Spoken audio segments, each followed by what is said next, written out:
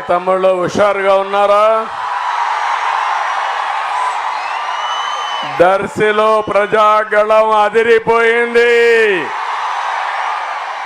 దద్దరిల్లిపోయింది. మండు టెండ 46-47 డిగ్రీల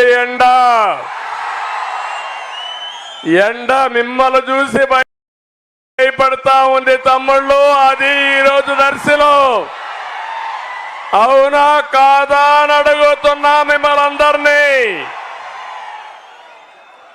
ఈరోజు మీ ఉత్సాహం చూశాను, యువత ఉత్సాహంతో దర్శి ఉర్రూతలాడుతా ఉంది. ఒకప్పుడు నాయకులు తక్కువ ఉన్నా తెలుగుదేశం పార్టీ బలము కార్యకర్తలు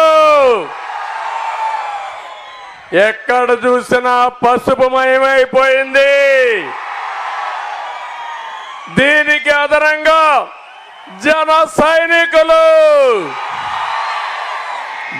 సైనికులు చూస్తే కడుపు నిండిపోతా ఉంది తమ్ముళ్ళు మీ ఉత్సాహం. అంతేకాకుండా బీజేపీ నాయకులు కార్యకర్తలు 3 పార్టీలు గెలిచిన తర్వాత వేరే వాడికి అవకాశం ఉందా? ఇక్కడ మనుగడ సాధిస్తారా? ఇక్కడ అటు కేంద్రం ఇటు రాష్ట్రం డబల్ ఇంజన్ సర్కార్ అని మరొకసారి మీ అందరికీ హామీ ఇస్తున్నా. ఈరోజు ఒకే ఒక మాట, ఇక్కడ 2 క్యాండిడేట్లు మనకు. ఒకటి మాగుంట శ్రీనివాసులు రెడ్డి, మాగుంట ఈ ఒంగోలులో ఒక బ్రాండ్ అవునా కాదా తమ్ముళ్ళు అడుగుతున్నా. అలాంటి వ్యక్తిని కాదని సైకో ఒక ఎర్ర చందనం స్మగ్లర్ని తీసుకొచ్చాడు. మీకు స్మగ్లర్ కావాలన్నా బ్రాండ్ కావాలన్నా మీరే ఆలోచించమని కోరుతున్నా. ఇంకో పక్క డాక్టర్ గొట్టిపాటి లక్ష్మి పుట్టుకతోనే రాజకీయ లక్షణాలు కూడా వచ్చాయి. వాళ్ళ తండ్రి ఎమ్మెల్యే, ఇప్పుడు రవికుమార్ కూడా సమర్థవంతమైన ఎమ్మెల్యే. ఆవిడ ఎంత శ్రద్ధ అంటే మొన్న ఆవిడ క్యాంపెయిన్ చేస్తా ఉంటే ఒక మహిళ కాన్పుకు వస్తే క్యాంపెయిన్ మానేసి అక్కడ డాక్టర్ లేకపోతే కాన్పు చేసి తల్లి బిడ్డను కాపాడింది. తమిళ్లో దాన్ని బట్టి మీకు అర్థమైందా? మిమ్మల్ని కాపాడే శక్తి లక్ష్మికి ఉంది. ఆశీర్వదించండి, గట్టిగా చప్పట్లు కొట్టి ఆశీర్వదించండి, విజయాన్ని సాధించబెట్టండి.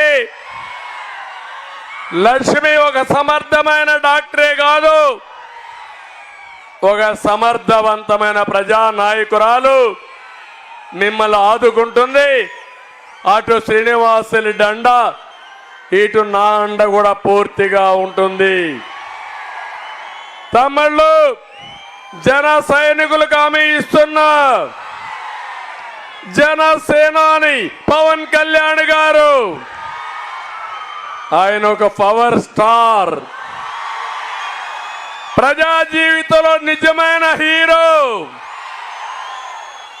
ఆయన ఆలోచన ఒకటి, ఎట్టి పరిస్థితిలో కూడా ప్రభుత్వ వ్యతిరేక ఓటు చీలకూడదని, ఈ సైకోని ఇంటికి పోవాలనేది, పంపించాలనేది పవన్ కళ్యాణ్ గారి అభిమతం.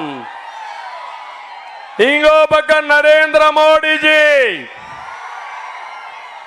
భారతదేశాన్ని 2047కి నెంబర్ 1గా చేయాలనేది ఆయన సంకల్పం. అందులో నా సంకల్పం, పవన్ కళ్యాణ్ సంకల్పం తెలుగు జాతి ప్రపంచంలోనే నెంబర్ 1 గా చేయాలనేది మా సంకల్పం.